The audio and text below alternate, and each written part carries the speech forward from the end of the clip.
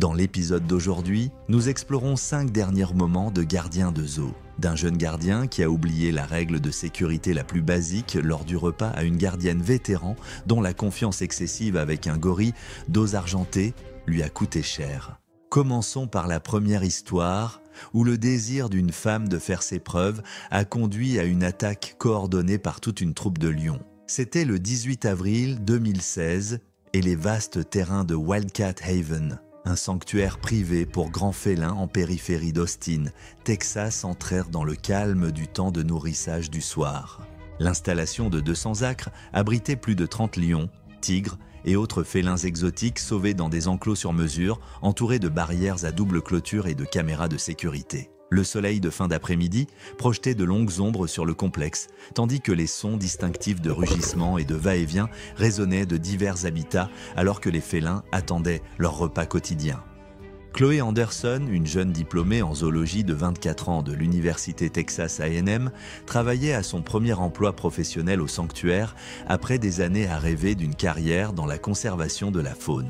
La jeune femme avait grandi dans la banlieue de Dallas, passant son enfance à faire du bénévolat dans des refuges pour animaux locaux et à lire tout ce qu'elle pouvait trouver sur les grands félins. Sa passion pour la conservation des lions l'avait poussée à poursuivre une licence en zoologie, et elle avait sauté sur l'occasion de travailler directement avec les magnifiques prédateurs qu'elle avait étudiés pendant des années. Chloé travaillait chez Wildcat Haven depuis seulement 3 mois, mais son enthousiasme et son dévouement avaient déjà impressionné le personnel senior.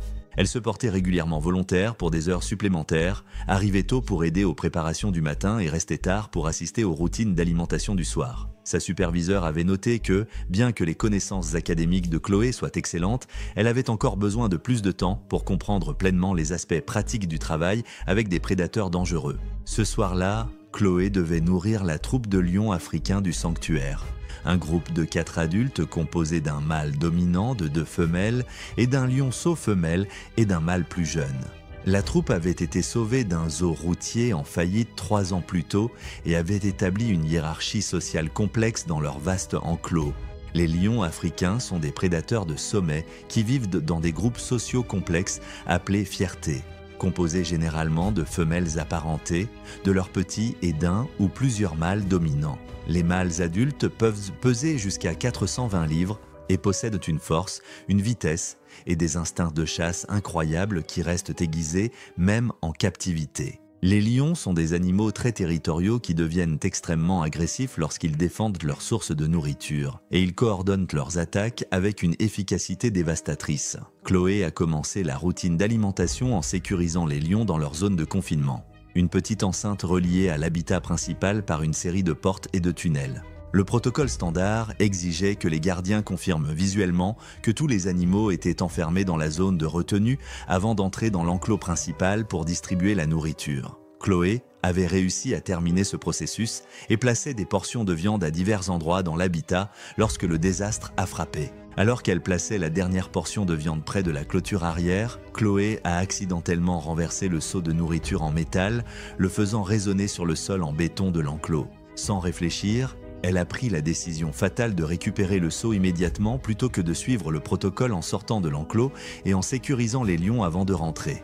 Chloé a ouvert la porte séparant l'habitat principal de la zone de détention, supposant que les lions étaient trop concentrés sur leur nourriture pour prêter attention à ses mouvements. Le mâle dominant de la troupe, un spécimen de 186 kg nommé César, remarqua immédiatement l'entrée de Chloé. César se lança sur Chloé avec une puissance explosive, son corps de 180 kg couvrant la distance entre eux en 3 énormes bonds. Ses pattes avant ont frappé le dos de Chloé avec une force écrasante, la projetant face contre le sol en béton tandis que ses griffes lacéraient ses épaules et sa colonne vertébrale. Les 2 lionnes, répondant au signal d'attaque de César, abandonnèrent leur nourriture et rejoignirent l'assaut avec une coordination mortelle. La première femelle saisit le bras gauche de Chloé avec ses mâchoires puissantes, sa force de morsure écrasante brisant les os et sectionnant les principales artères. La deuxième lionne a attaqué les jambes de Chloé, ses griffes acérées ouvrant des entailles profondes qui ont immédiatement commencé à saigner abondamment. Les énormes mâchoires de César ont trouvé le cou de Chloé. ses puissantes dents canines perforant les muscles et les vertèbres avec une efficacité dévastatrice. La force de morsure du mâle dominant a comprimé la trachée de Chloé et sectionné des vaisseaux sanguins vitaux, provoquant un traumatisme massif, rendant la survie impossible. En quelques minutes, Chloé a cessé de bouger lorsque l'attaque coordonnée s'est avérée fatale. Le gardien de nuit a entendu les premiers cris de Chloé et a immédiatement demandé de l'aide d'urgence par radio, tout en se précipitant vers l'enclos des lions. Au moment où le personnel de renfort est arrivé avec l'équipement de tranquillisation, Chloé était déjà morte d'un traumatisme massif et d'une hémorragie. Les 4 lions ont été endormis avec succès et déplacés dans des zones de détention séparées pendant que les enquêteurs examinèrent la scène. L'enquête a révélé que Chloé avait enfreint les protocoles de sécurité fondamentaux en entrant dans l'enclos principal pendant que les lions avaient accès à l'espace. Le sanctuaire a mis en place des équipes obligatoires de 2 personnes pour toutes les opérations d'alimentation et a installé des barrières de sécurité supplémentaires pour prévenir des incidents similaires. Mais l'erreur tragique de Chloé n'était pas unique parmi les soigneurs d'animaux qui ont sous-estimé les dangers de travailler avec des prédateurs de haut niveau. À travers le pays dans l'Ohio, la trop grande confiance d'un gardien vétéran s'avérerait tout aussi fatale lorsqu'il rencontra un tigre de Sibérie qui avait trouvé un moyen de briser son confinement. C'était le 7 septembre 2015 et la brume matinale flottait bas sur le terrain du zoo de Riverside à Columbus, Ohio, alors que le personnel commençait ses routines quotidiennes de soins des animaux et d'entretien des expositions. Le site de 150 acres abritait plus de 2000 animaux représentant des espèces du monde entier, avec la section des grands félins étant l'une des attractions les plus prisées des visiteurs. L'air frais d'automne portait les sons des rugissements, des bavardages et des appels, alors que les animaux attendèrent leurs repas matinaux et leurs activités d'enrichissement. Marcus Thompson, un gardien principal d'animaux de 38 ans, était arrivé tôt au travail pour commencer l'entretien de routine de l'habitat du tigre de Sibérie avant l'ouverture du zoo au public. Marcus avait travaillé avec des grands félins pendant 12 ans et était largement considéré comme le soigneur de tigres le plus expérimenté du zoo. Sa confiance et son expertise lui avaient valu le respect des membres les plus jeunes du personnel qui sollicitaient souvent ses conseils sur le comportement des animaux et les procédures de sécurité. Marcus avait commencé sa carrière en tant que gardien débutant après avoir quitté l'université. Mais son aptitude naturelle à comprendre le comportement animal et son approche sans peur face aux situations dangereuses lui avaient rapidement valu des promotions. Au fil des années, il avait développé ce qu'il considérait comme une compréhension intuitive de la psychologie des grands félins, et il enfreignait souvent les règles de sécurité qu'il jugeait excessives pour quelqu'un de son niveau d'expérience. Ce matin-là, Marcus devait effectuer le nettoyage et l'entretien de routine dans l'enclos des tigres. Une tâche qui nécessitait que l'animal soit sécurisé dans sa zone de détention pendant qu'il travaillait dans l'habitat principal. Le protocole standard comprenait plusieurs vérifications de sécurité pour s'assurer que toutes les portes étaient correctement verrouillées et que le tigre était complètement contenu avant qu'un humain n'entre dans l'espace d'exposition. Les tigres de Sibérie sont les plus grands félins du monde, les mâles adultes pesant jusqu'à 660 livres et mesurant plus de 3 mètres de longueur. Ces prédateurs au sommet possèdent une force incroyable, une grande vitesse et des instincts de chasse aiguisés, même en captivité. Les tigres sont des animaux solitaires et territoriaux qui deviennent extrêmement agressifs lorsqu'ils perçoivent des menaces pour leur territoire. Leurs puissantes mâchoires peuvent exercer une pression dépassant 1000 livres par pouce carré, tandis que leurs griffes rétractiles peuvent atteindre jusqu'à 110 cm de long. Marcus a commencé sa routine en activant les portes de changement qui déplaceraient Sacha, le tigre sibérien mâle de 450 livres du zoo, de l'exposition principale vers la zone de confinement. Il a regardé à travers la fenêtre d'observation alors que le chat massif se déplaçait dans le système de tunnel, mais il n'a pas réussi à effectuer la double vérification requise de tous les mécanismes de porte avant d'entrer dans l'exposition. Sans que Marcus le sache, Sacha avait appris à manipuler l'une des portes secondaires en utilisant ses puissantes pattes pour soulever le mécanisme de verrouillage. Le prédateur intelligent avait découvert cette faiblesse des semaines plus tôt mais ne l'avait jamais exploitée en présence d'humains. Marcus est entré dans l'exposition principale avec des produits de nettoyage et des outils de maintenance, confiant que Sacha était en sécurité dans la zone de confinement. Il avait effectué cette routine des centaines de fois sans incident et sa familiarité avec le processus l'avait rendu complaisant quant aux procédures de sécurité. Sacha avait réussi à ouvrir la porte compromise et se déplaçait silencieusement à travers le système de tunnel en direction de l'exposition principale. Les coussinets du tigre ne faisaient aucun bruit sur le béton et sa discrétion naturelle lui permettait d'approcher la position de Marcus sans être détecté. Marcus était penché en train d'examiner une bouche d'égout lorsque Sacha est apparu à l'entrée du tunnel derrière lui. Le tigre massif a évalué la situation avec un calcul prédateur, reconnaissant Marcus comme un intrus sur son territoire. L'attaque est survenue sans avertissement ni bruit. Sacha s'élança vers Marcus avec une puissance explosive, ses 450 livres couvrant la distance entre eux en 2 bonds massifs. Les pattes avant du tigre frappèrent en le dos de Marcus avec une force dévastatrice, le faisant tomber face contre le béton mouillé tandis que des griffes acérées lacéraient sa colonne vertébrale et ses épaules.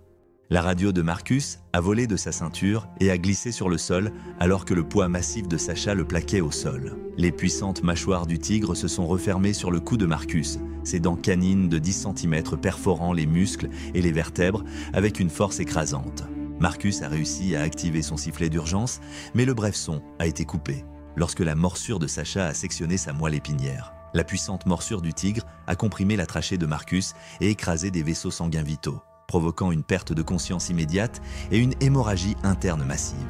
Sacha a maintenu sa prise mortelle tandis que ses griffes arrière labouraient le torse de Marcus, ouvrant des entailles profondes qui exposaient les organes internes. Les mouvements de Marcus ont cessé dans la première minute de l'attaque, mais Sacha est resté positionné sur son corps pendant plusieurs minutes de plus, s'assurant que son territoire était sécurisé. D'autres gardiens ont découvert la situation quand Marcus n'a pas répondu aux appels radio pendant la vérification de sécurité de routine. Les équipes d'intervention d'urgence sont arrivées avec de l'équipement de tranquillisation et ont réussi à sédater Sacha avant de récupérer le corps de Marcus.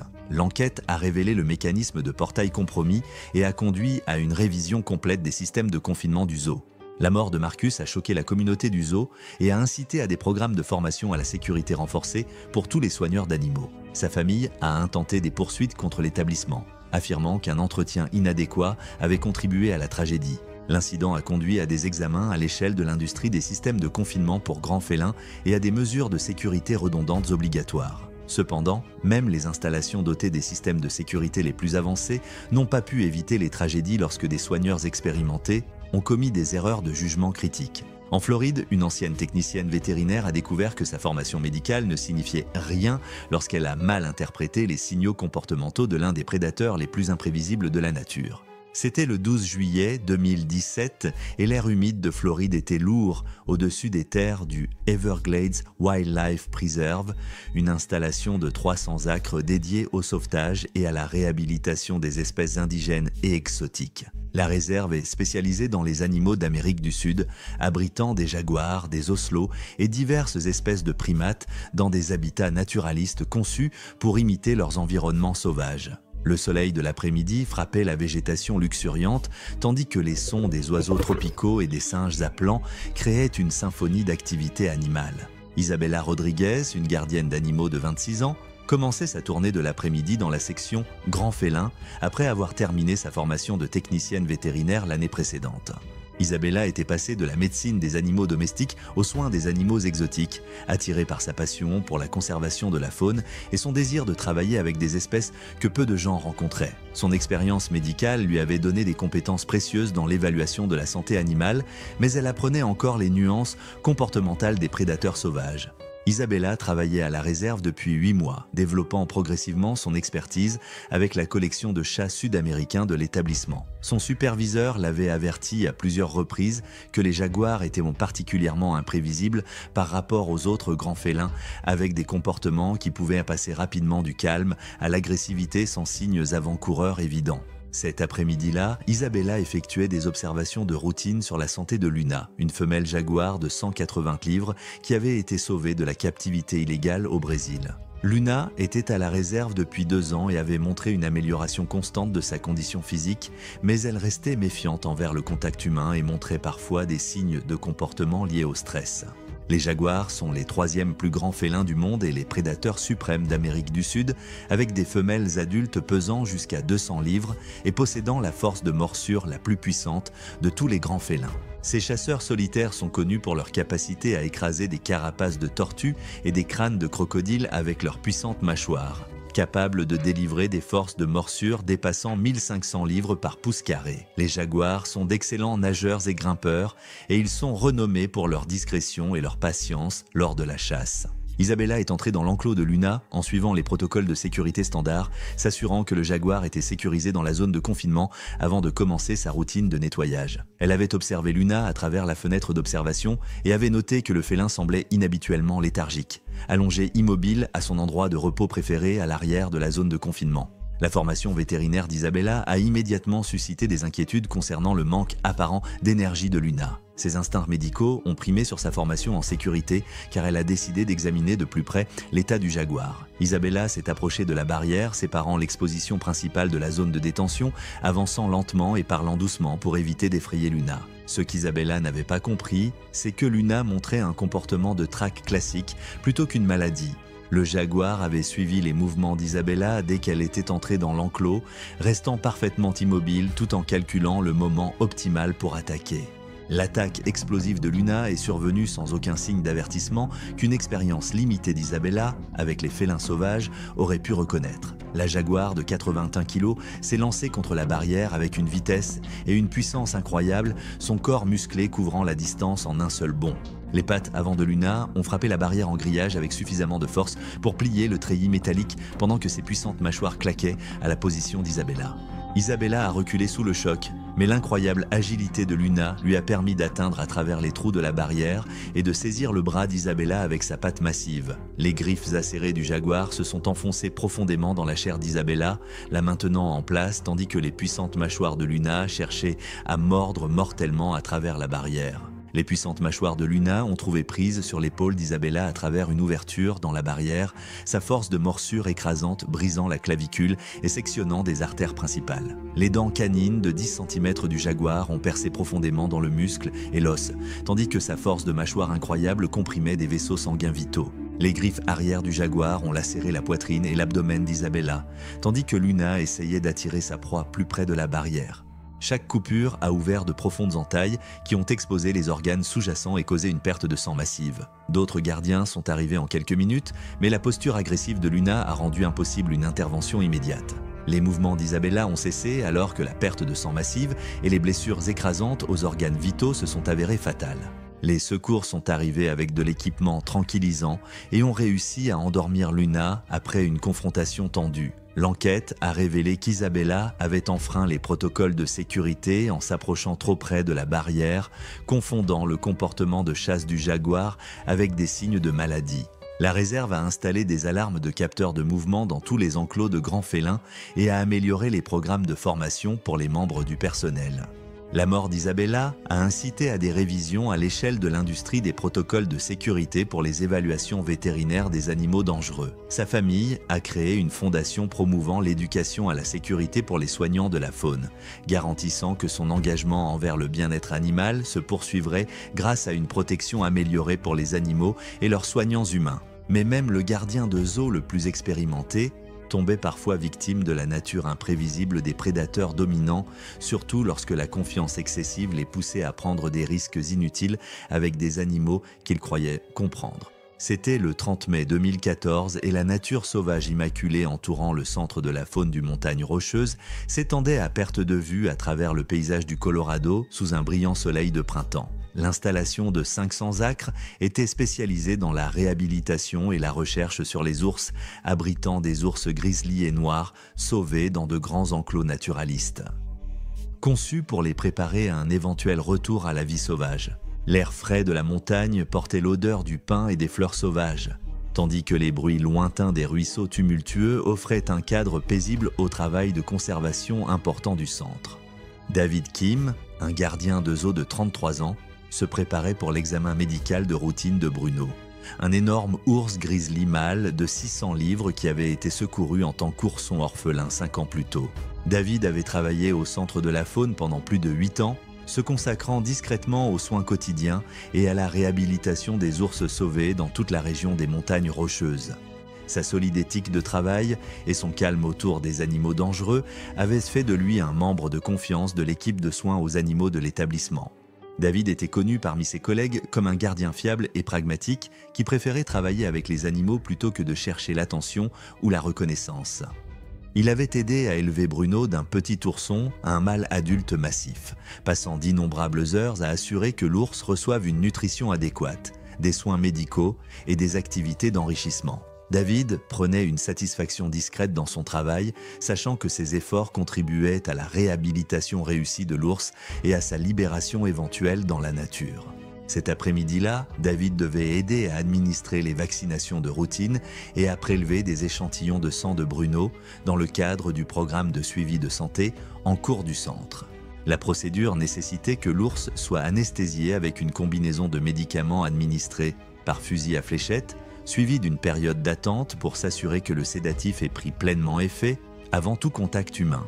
Les ours grizzly comptent parmi les prédateurs les plus puissants d'Amérique du Nord, les mâles adultes pesant jusqu'à 800 livres et possédant une force incroyable même partiellement sédatée. Ces énormes omnivores conservent tous leurs instincts sauvages malgré le contact humain et peuvent devenir extrêmement agressifs s'ils se sentent menacés ou désorientés. Les ours grizzly sont connus pour combattre les effets des sédatifs grâce à une montée d'adrénaline, notamment lorsque leurs instincts territoriaux sont déclenchés. David a réussi à administrer le sédatif à Bruno et a observé à travers la fenêtre d'observation que le grand ours devenait progressivement moins actif.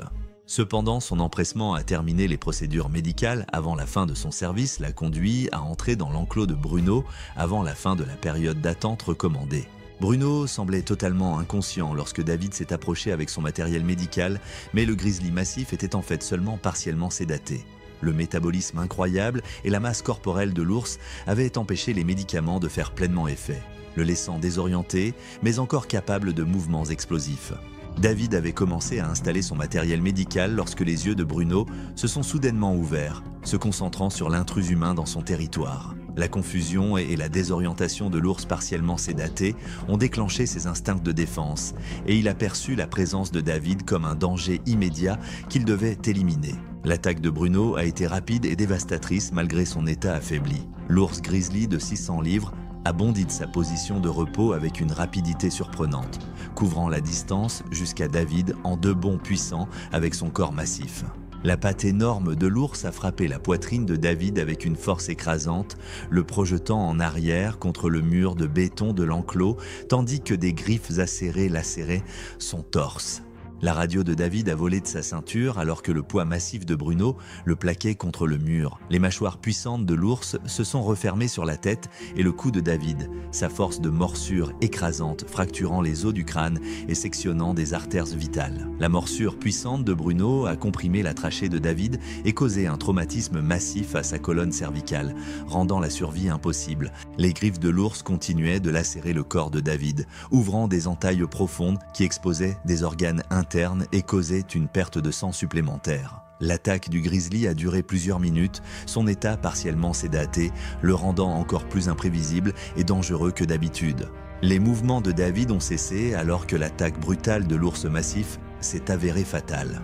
D'autres membres du personnel ont découvert la situation lorsque David n'a pas répondu au contrôle radio de routine. Les équipes d'intervention d'urgence sont arrivées avec du matériel supplémentaire de tranquillisant et ont réussi à endormir Bruno après avoir déterminé qu'il était sûr d'approcher. L'enquête a révélé que David était entré dans l'enclos avant que le sédatif n'ait eu pleinement effet, violant ainsi les protocoles de sécurité établis. Le décès de David a choqué la communauté de la réhabilitation de la faune et a incité à renforcer les protocoles de sédation dans les établissements à l'échelle nationale. Bruno a été transféré dans un établissement plus sécurisé avec des mesures de confinement plus strictes, car son lien avec un décès humain le rendait inadapté au programme de réhabilitation du centre. Mais même les installations les plus sécurisées et les manipulateurs les plus expérimentés ne pouvaient pas empêcher chaque tragédie, notamment lorsque des décisions prises, en une fraction de seconde, menaient à des rencontres fatales avec des animaux dont la force et l'imprévisibilité les rendaient intrinsèquement dangereux à côtoyer. C'était le 14 novembre 2018. Et le paysage urbain du zoo de Golden Gate à San Francisco grouillait de l'activité des membres du personnel se préparant pour une autre journée bien remplie d'éducation du public et de soins aux animaux.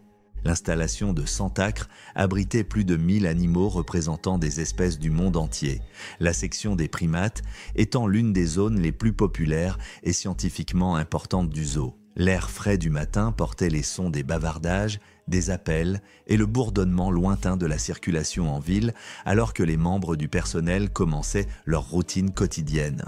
Sarah Mitchell, une gardienne principale de primates de 31 ans, commençait sa tournée matinale dans l'habitat des gorilles où vit le groupe familial de gorilles des plaines de l'ouest du zoo.